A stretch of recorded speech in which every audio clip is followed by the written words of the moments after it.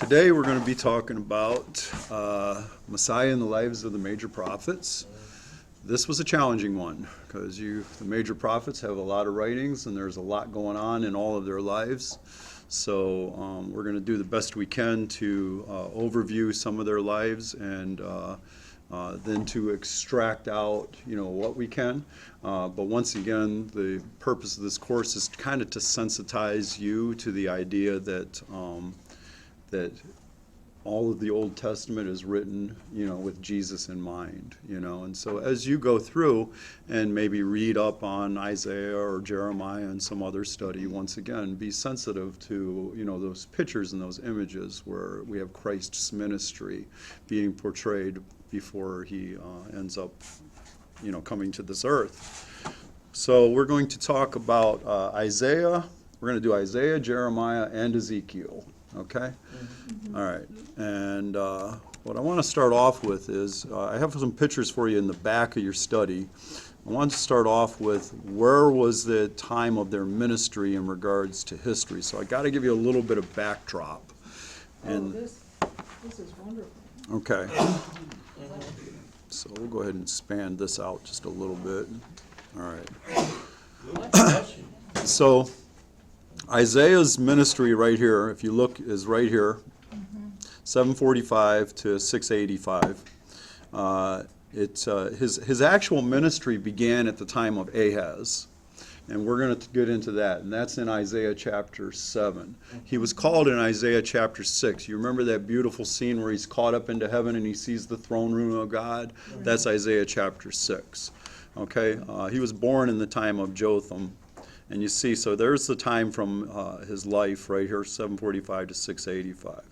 Then the other ones we're going to talk about are Jeremiah and Ezekiel. And they were prophesying at the same time. And they even knew each other, Jeremiah and Ezekiel. And you can see Daniel also was going on at the same time as that. Now, one of the things that they talked about a lot in their prophecies was the fall of Jerusalem. So I went ahead and I took that. If you look on your chart, it's down here, the fall of Jerusalem. And I took that line and I just brought it up to show you where it crosses in their lives and their ministry. So you can see Ezekiel, it crosses over early on in his life and then also in Daniel's life early on. But in Jeremiah's life, it's towards the end of his life that the fall of Jerusalem happens. So Jeremiah was preaching for a really long time about the fall of Jerusalem and that it was going to fall. Ezekiel was, at the time that Ezekiel was preaching about the fall of Jerusalem also, but he was in captivity when he was preaching that. Right. Babylon had already came, and Israel, or Judah, had already subjugated themselves to Babylon and surrendered, so to speak. And Ezekiel was saying, well, they're going to have a siege happen against Jerusalem. Now, they had already surrendered, but what they ended up doing was they ended up revolting after that, and Nebuchadnezzar then sent back a second time, and that's when they destroyed Jerusalem. So it gets a little confusing right there about Ezekiel. That was what was going on with Ezekiel. Ezekiel was in captivity in Babylon from the first siege, where they surrendered, but then that second siege was just terrible, right? Because they didn't submit like they were supposed to. So that's kind of the backdrop for you. Also, I have there, it gets a little confusing with Isaiah because he talks about Syria and Assyria. And I've always been kind of confused about that because it's like, isn't Assyria somewhere over here? But apparently Assyria is like right up, it's east and north of Babylon. And so Syria is just north of Israel, and then Israel would be right here above, Judah, and then you have Judah. And what's happening in Isaiah's time is that Israel and Syria are forming an alliance to come and take over Judah. So that's where we're gonna start with Isaiah. Yeah. And so his ministry coincided with the last years of King Uzziah's. And as I said, King Ahaz was where he actually began, to prophesy. And the very first prophecy that he has is after, like I said, after he was taken up to the throne room of God in Isaiah chapter 6. He comes back to give the prophecy of the virgin birth that we know of the Messiah, right? And most of the time, us as Christians, we're always reading these prophecies in the idea like, oh wow, this is Jesus and the virgin birth, because it's so apparent to us. But we don't really get into too much about what was Isaiah prophesying to Ahaz at the time. And I wanted to kind of backfill that for you. So then that picture of Messiah, may come out even stronger. So I'm going to come back to this. This is kind of like the summary of what was going on at the time. Okay, I want to go down here to the actual verses. So Isaiah chapter 7, verses 3 to 6. Mm-hmm. And the Lord said to Isaiah, "Go meet Ahaz, you and Shear-Jashub, your son." Shear-Jashub means a remnant shall return. Okay? So he had his son come, whose name was this, saying, "A remnant shall return." And say to him, "Be careful, be quiet, do not fear, do not let your heart be faint because of the two smoldering stumps of firebrands, because Syria and Ephraim." Ephraim is a term sometimes that it's used to refer to all of Israel, okay? So in this case, Ephraim's meaning Israel, okay? So it's Syria and Israel, or Syria and Ephraim.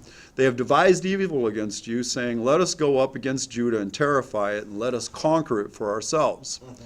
It shall not stand, it shall not come to pass. And within 65 years, Ephraim shall be shattered from being a people." So real soon, there isn't going to be any more Israel. Right. He's done with Israel right there, right? Again, the Lord spoke to Ahaz, "Ask a sign of the Lord your God, let it be as deep as Sheol or as high as heaven." But Ahaz said, "I will not ask, I will not put the Lord to the test." And he said, "Hear then, O house of David, is it too little for you to weary men, that you will weary my God also? Therefore the Lord himself will give you a sign. Behold, a virgin shall conceive and bear a son, and shall call his name Emmanuel," which we know Emmanuel means God with us, right? "He shall eat curds and honey when he knows how to refuse evil and to choose the good." So he says, at the time that he's able to eat, and the time he's able to refuse evil and choose the good. In fact, even before then, for even before the boy knows how to refuse evil and choose the good, the land of these two kings you dread shall be deserted. So what he's saying there, he's saying about the time somebody's 2 to, I guess, 4 years old, you begin to start to know, hey, I'm not supposed to do this, this is wrong and this is right, and you're starting to eat regular food, right? He's saying this child is going to be born. Okay, you're going to have a virgin that's going to have a child. Now, this isn't the virgin birth, right, that he's speaking of specifically here. He's speaking about a maiden who was a virgin, probably is married, now she's going to conceive this child. And Ahaz is going to be somebody within the proximity of Ahaz, right? And then all of a sudden, Ahaz, oh, wow, okay, so you're having a child. What are you going to call that child? Mm-hmm. Oh, we decided to name him Emmanuel. Right? So Ahaz, this is going to be a faith-building exercise for Ahaz, because these things are going to happen in his life, right? And then about the time, before this child turns 2 or 4 years old, these kings are actually going to be deserted. So we can only assume that these things happen. There's nothing in history that points to this in regards to the fact that this child was born, that he was named Emmanuel, and all that. But what is pointed to in history, if you go back up to where had kind of went ahead, the attack of Jerusalem was ultimately unsuccessful. So they had planned this, and it took a horrible toll. And just so you understand how bad it was, there was 120,000 people of the men of Judah that all died in one day in this battle, right? So this was serious. And they carried away 200,000 men and women and captives of Judah. But they didn't capture the city of Jerusalem. And Don, can I make one comment quick? Now we find that the northern Israel and southern Judah, 2 tribes are in Judah, 10 tribes are in Israel. Yeah. Okay. Yeah. Benjamin and Judah. Yeah. So it was a terrible calamity, and Ahaz, was challenged to trust in God. But when he's asked, hey, he's asked for a sign, he kind of sounds like he's very, being very devout and religious. Like, I'm not going to put God to the test. Okay? But it wasn't because he didn't want to put God to the test in regards to, because God told him, said, put me to the test. Ask any sign you want. All the way down to Sheol, all the way up to heaven. Anything you want, I'll prove it to you. I'll give you that sign so you'll have faith to believe in this, and I'll establish you. But he wouldn't do it. Mm-hmm. Well, the reason he wouldn't do it was because if God did provide that sign and he asked for it, now he's kind of committed himself to following God. Mm-hmm. But he was evil. He was one of the worst kings that ever was for the kingdom of Judah. If you read down further, he had met with Tiglath-Pileser, who was the Assyrian king. They had formed an alliance. And the Assyrian king, not the Syrian, the Assyrian king became his master. He met with him in Damascus, and then he saw all the places of their sacrifices, and he saw all the pagan altars. He came back to Jerusalem. This is after now that God has saved his kingdom, came back to Jerusalem and filled the temple with those pagan with all those things, ungodly pagan temple and altars and all those kind of things. He filled it up with it. And then they even began to sacrifice and worship other gods, and they even sacrificed their sons to Moloch. Oh, that's disgusting. So here's the thing. Here's Isaiah.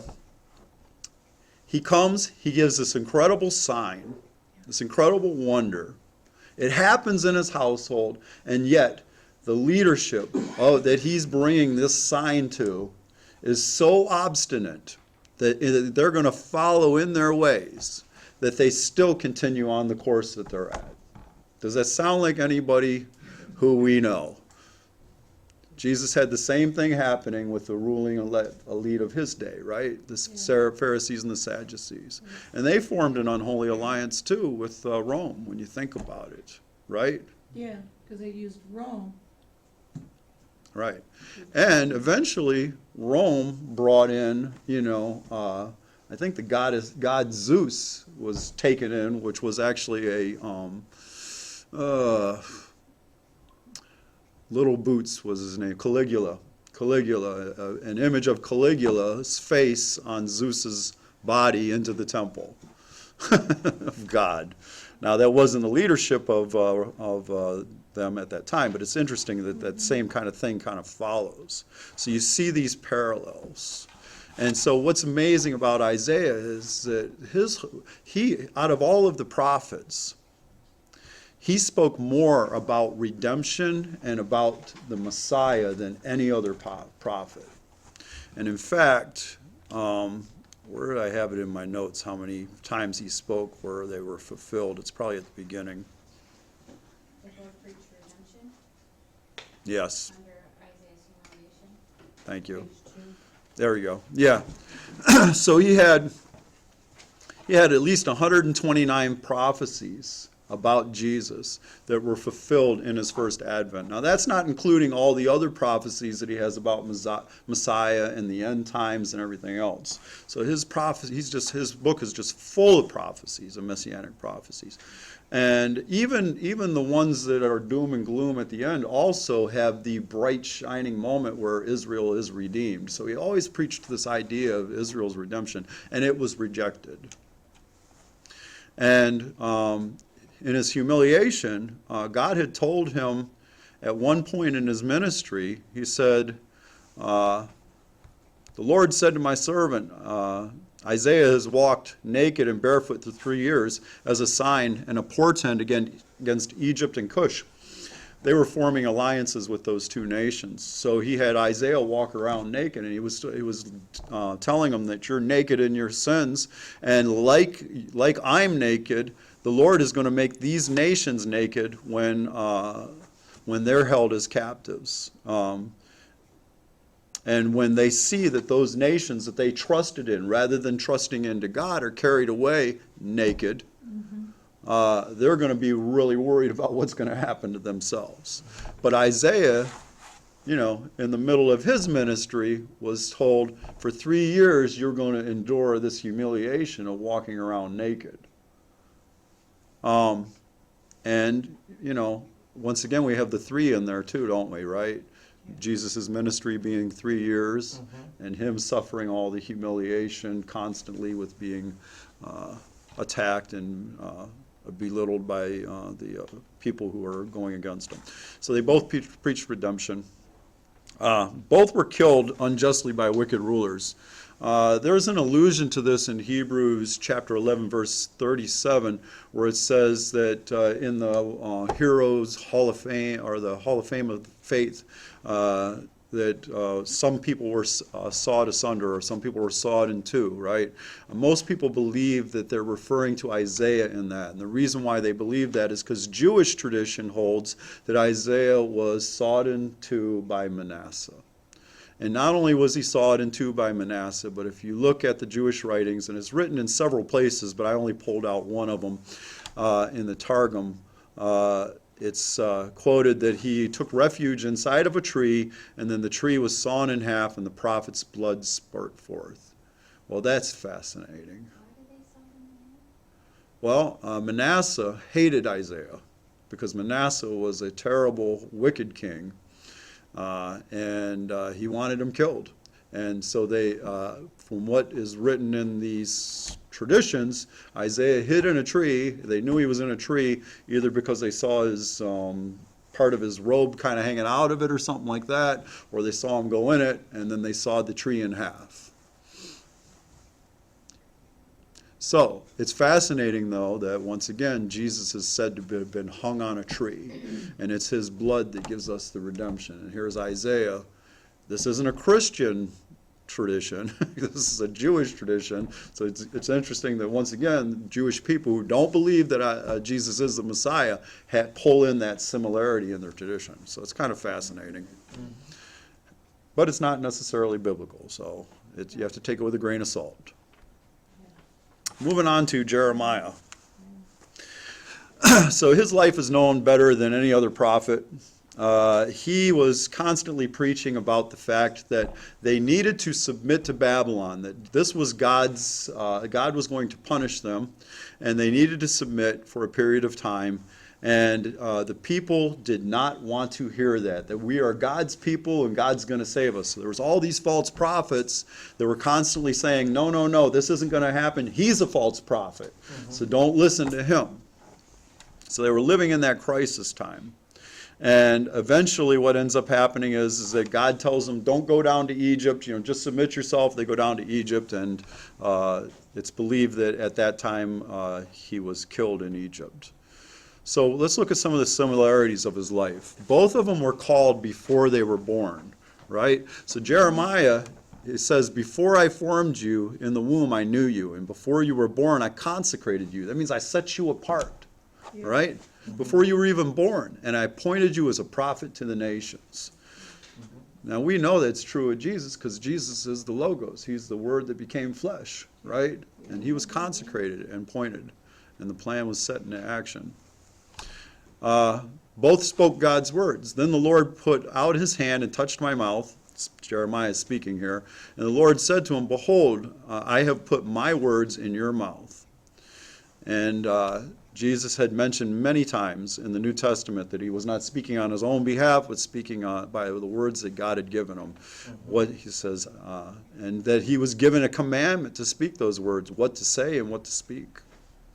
Both were considered innocent blood. In Jeremiah 26:15, it says, be assured, however, that if you put me to death, you will bring the guilt of innocent blood upon yourself, upon the city, and those who live in it. And Matthew 27:4 is where Judas is speaking of Jesus. He says, I have sinned, he said, for I have betrayed innocent blood. Well, one of the things that they do to Jeremiah is, and we'll get into this a little bit later in more detail, is they throw him into a pit. Part of the reason why they wanted to throw him into a pit was because if he went down into the pit and he didn't die, which is the way they wanted it to be, okay, then they didn't necessarily kill him. They kind of participated indirectly in killing him so that eventually he starves and dies, right? in the pit. That was the plan. Well, that was so that they were not the ones that actually, did the act. Do you see a parallel there with the Jews, the Jewish leadership of Jesus' day? Mm-hmm. They went to the Roman government and said, crucify him. Yeah. So that they didn't participate in that innocent blood. Yeah, and Joseph as well. His brothers Yes. put him in the pit. Joseph as well. Yeah. Both wept over Jerusalem's sins and coming judgment. But if you will not listen, I will weep in secret because of your pride. And we know that Jesus wept over the city as he approached it. Both wanted justice for their enemies.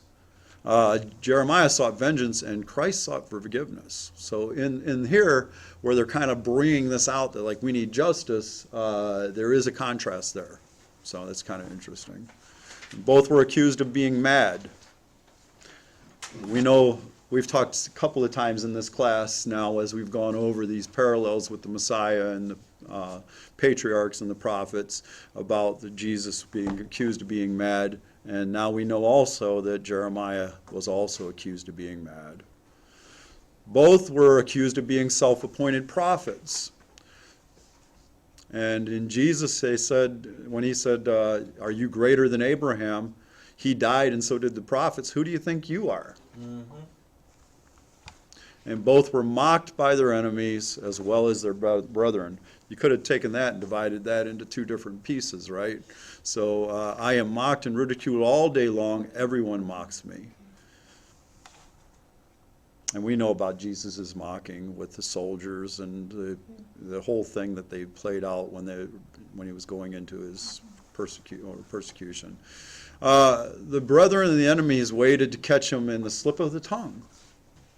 So they're waiting for me to slip, saying, perhaps he will be deceived, and then we'll prevail over him. And with Jesus, they were waiting to catch him in something that he might say. They've done that all along. Yeah, especially towards the very last week that he was in the temple, they were constantly working him, right? Yeah. Both were said to be worthy of death. Speaking of Jeremiah, they said, this man should be sentenced to death because he has prophesied against this city.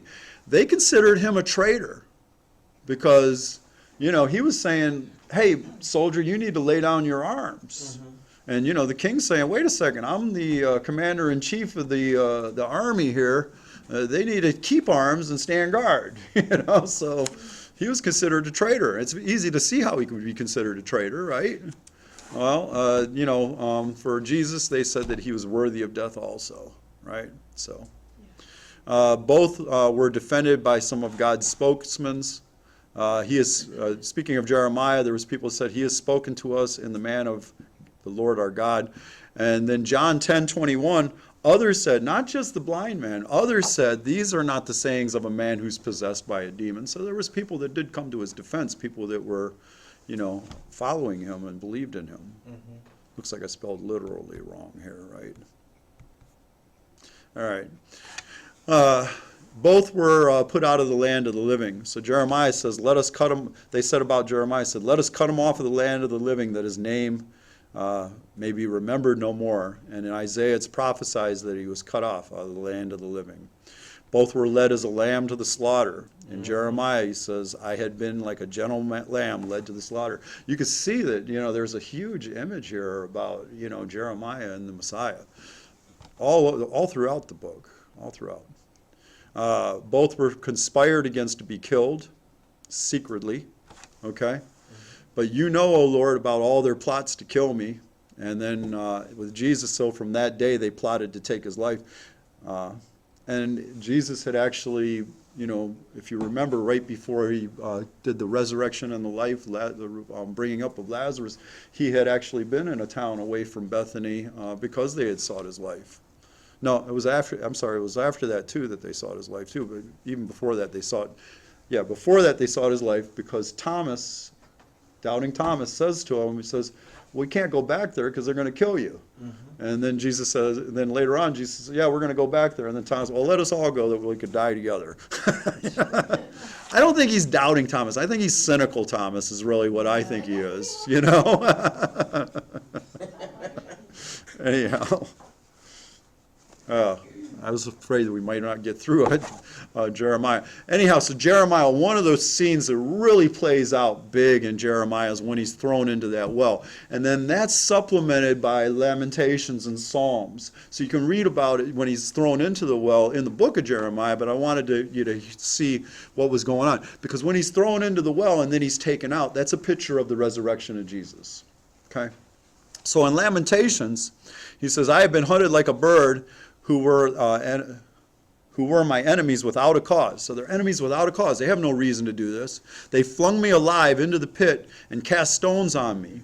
And the water closed over my head. Now that's very important. So the water actually went over his head. Mm-hmm. Now that's probably when he first was thrown down into the pit, right? Mm-hmm. Because we'll see something a little bit there. But it did come over his head. So he was completely buried in water, right? I called on your name, O Lord, from the depths of the pits. You heard my plea. Do not close your ear to my cry for help. You came near when I called you. You said, do not fear. You have taken up my claws, O Lord. You have redeemed my life. And then in Psalm 69, which is parallel to that, just amazing images of what God did in the resurrection. But this psalm is actually speaking of Jeremiah's situation when he's thrown into the pit. And you could take the two and you could put them right against each other. Save me, O God, for the waters have come up to my neck. I sink deep in the mire where there is no foothold. I have come in deep waters and the flood sweeps over me. I am weary with my crying out. My throat is parched. My eyes grow dim with waiting for my God. How long do you think he was down there in that well before he got pulled out? We know he gets pulled out, right? How long do you think he was in the well? That's what I would guess. 3 days and 3 nights, right? Because guess what? With his crying out, his throat is parched, right? So it wasn't like he just went down there, oh my gosh, help me, pull me up, boom, I'm good. My throat's not parched. Right? No, 3 days. 3 days and 3 nights in that pit, covered in mire, all the way up to his neck, probably barely able to sustain himself. Just terrible, just terrible. Now we also know that Jesus thirsted when he was on the cross. Remember that? Mm-hmm. More in number than the hairs on my head are those who hate me without a cause, hated without a cause. Mighty are those who would destroy me, the mighty people, the people who are in charge. Those who attack me with lies. They used lies in order to convict him. Mm-hmm. What I did not steal, I must now restore. Oh God, you know my folly. The wrongs that I have done are not hidden from you. So here's speaking specifically to Jeremiah. He realizes I am a fallen being, but that was not the case with our Lord and Savior, obviously. Right. Let those who hope in you be put to shame through me, O Lord of hosts. Let not those who seek you be brought to dishonor through me, O God of Israel. He had people that was following him. He says, hey, don't let them brought to dishonor through me. But once again, things are being executed through him like there was through Jesus. For it shall be for your sake that I have borne this reproach. It's for your sake, God, I bore this reproach. Same with Jesus. That dishonor covers my face. I have become a stranger to my brothers and an alien to my sons, for the zeal of your house has consumed me. That's written in the New Testament about Jesus, the zeal of the house, right? Mm-hmm. The reproaches of those who reproached you have fallen on me. I wept and I humbled my soul with fasting, and it has become my reproach. When I made sackcloth my clothing, I became a byword to them, and I am the talk of those who sit at the gate, and the drunkards that sing a song or make songs about me. The people who sit in the gate are the people who run the city, right? Yeah. In Psalm 43, he is drawn up from the pit of destruction, and his feet are made to stand firm on the rock, and then he praises God. And there's the picture of Jesus being resurrected. Mm-hmm. So, amazing. In Ezekiel, we have in his life and his ministry, 10,000 Jews were taken into exile by Nebuchadnezzar, as I had mentioned earlier, so they were in exile, right? Ezekiel, 90 times he's referred to with the Son of Man title. Jesus uses that same title in the New Testament. I don't believe that he's necessarily using that title to refer to Ezekiel. I feel like he's actually using it more to refer to Daniel's vision in Daniel 7:13 to 14, where he says, I saw in the night visions, behold, with the clouds of heaven there came one like the Son of Man.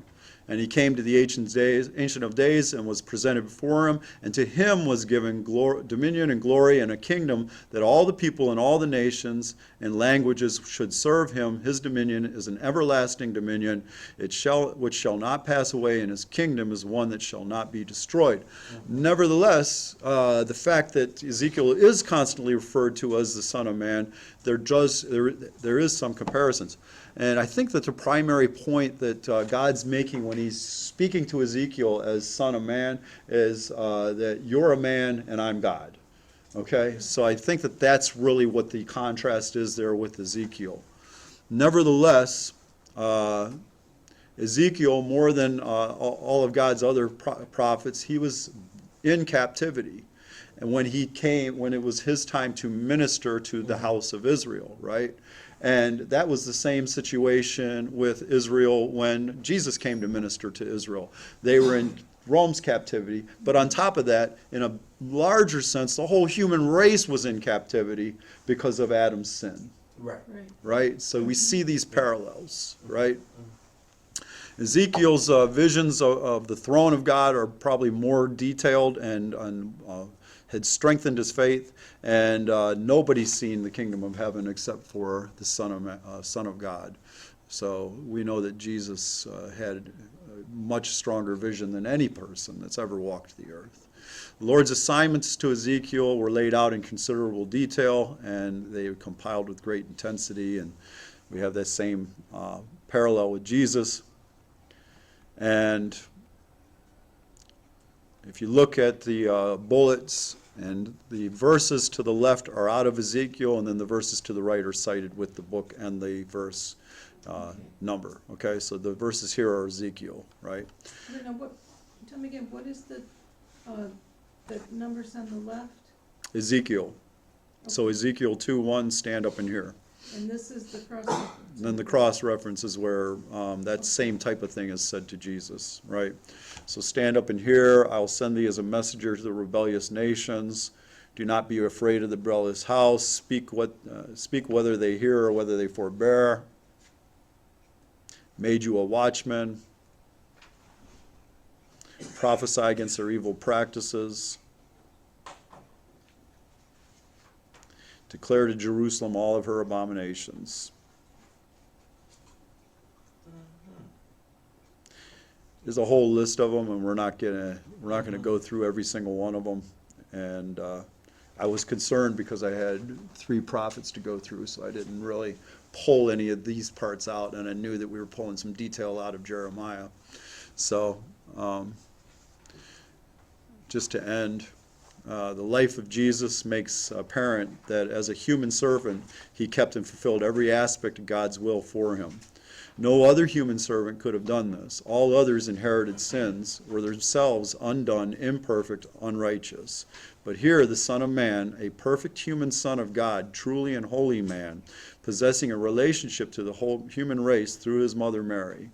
He was thus able to offer himself as a corresponding price for the man Adam, to be redeemer of him and of the entire race of men. God purposed that the Messiah must be flesh and suffer on the cross. This was made possible by his birth. The Logos became flesh. It was through the birth process and the subsequent growth to maturity that the prophecy was fulfilled, as worded in the Septuagint, a body thou hast prepared for me. Amen.